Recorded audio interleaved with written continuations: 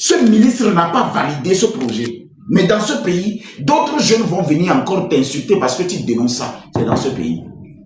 On est dans un pays où le ministre de la Jeunesse refuse de rencontrer les jeunes, refuse de faire une rencontre nationale de la jeunesse avec le président du conseil. Pourtant, ce projet a été élaboré, déposé sur sa table. C'est dans ce pays.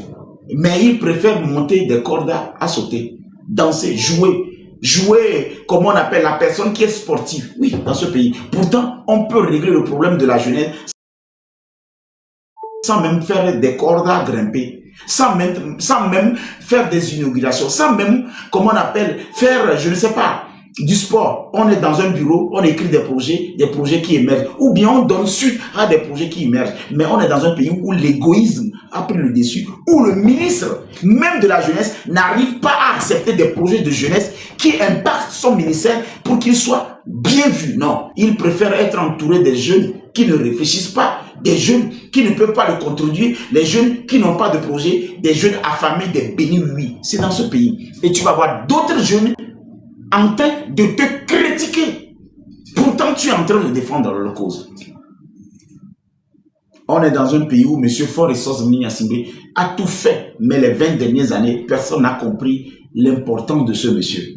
On est dans un pays où M. Faure Essoz-Mini Assimbe, malgré qu'il a hérité d'une fortune, de l'argent de son père, il a refusé d'aller vivre sur une île, vivre sa vie peinard, s'amuser. Il veut utiliser l'argent que son papa l'a donné comme héritage pour investir dans son pays. Mais on retrouve d'autres Togolais en train de le mettre des bâtons dans les roues. Et dans les 20 dernières années, personne n'a jamais aidé ce président. On est dans un pays où tout le monde insulte le monsieur, dénigre le monsieur, diffame le monsieur. Pourtant, il aurait pu vivre la vie d'un prince sans même vous regarder, payer toute une île, aller rester à quelque part loin parce qu'il a tellement de l'argent. Oui, c'est dans ce Togo. Et je ne suis pas étonné que les gens m'attaquent. Je ne suis pas étonné que les gens me torpillent. Parce que quand je vois le ministre de la Jeunesse et je me rappelle de ce qu'il...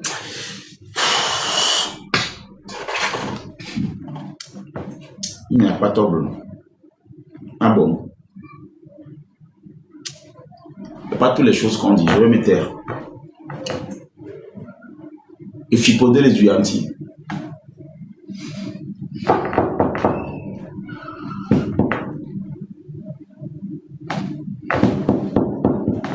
Yam le pas. Mbana mi suboy gbelo. Yam le pas. Non, je préfère qu'on me prenne. Molo, il risque de te prendre, oui, je veux qu'on me prenne. En fait, là où je préfère qu'on me prenne, en fait.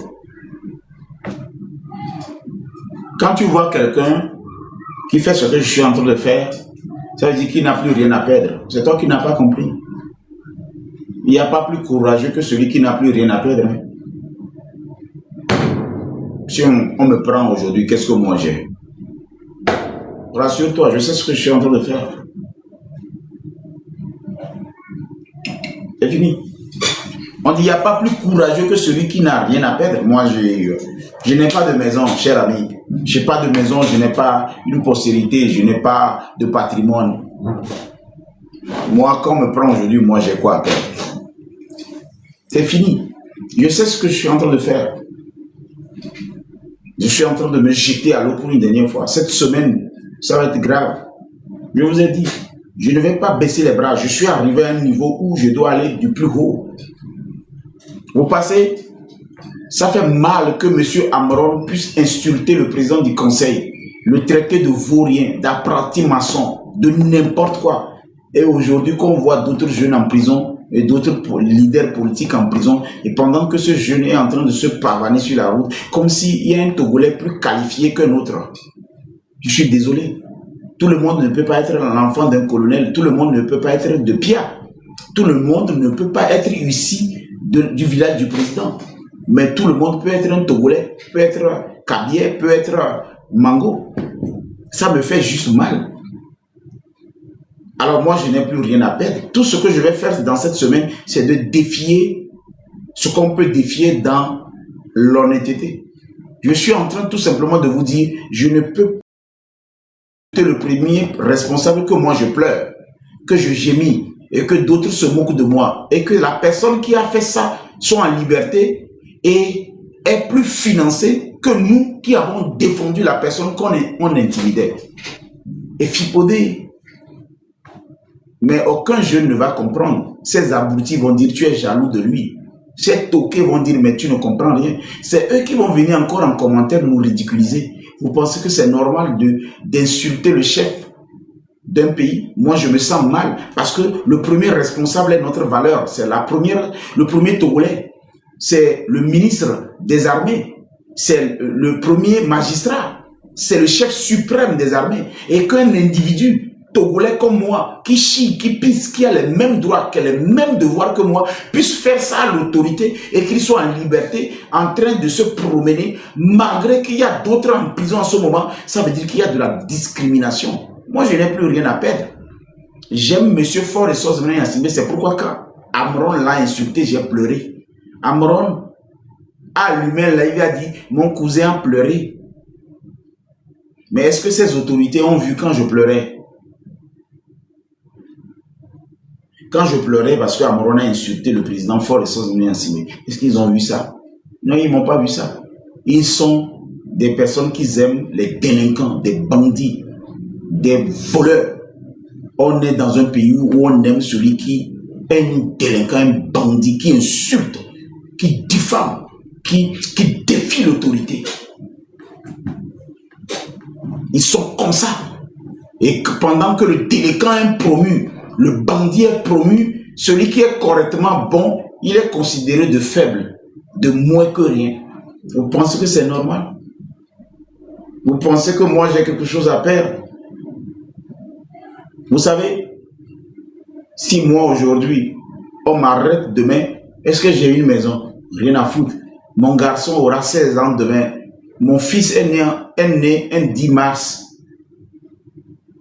en 2010. Monsieur Faure et Sosmane Yassimbe depuis 2010, où il a envoyé son ordonnance, Monsieur Massa Wessa, pour envoyer le trousseau de mon enfant, et que ces biberons étaient financés par la présidence. Mon fils aura 16 ans demain. J'ai qu'un seul enfant. J'ai qu'un seul enfant. Mais je ne suis jamais resté à quelque part pour défier l'autorité.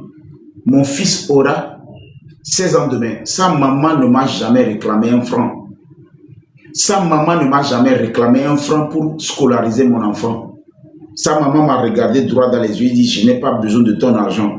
Je veux que tu donnes ton nom à ton enfant. Et je voudrais qu'il soit ton enfant. Le petit là, c'est sa photo sur le mur là-bas.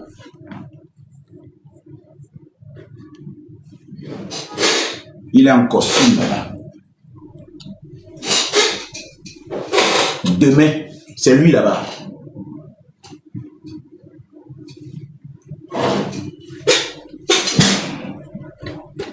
Demain, il aura 10 ans. Il aura 16 ans plutôt. Mon garçon aura 16 ans. Si même il m'arrête aujourd'hui, un garçon qui a 16 ans, il est agrandi. Sa maman a été indépendante. Elle est d'origine brésilienne. Sa maman est d'origine brésilienne, elle est d'Acivera. Sa maman s'est remariée, elle fait sa vie. Je suis célibataire.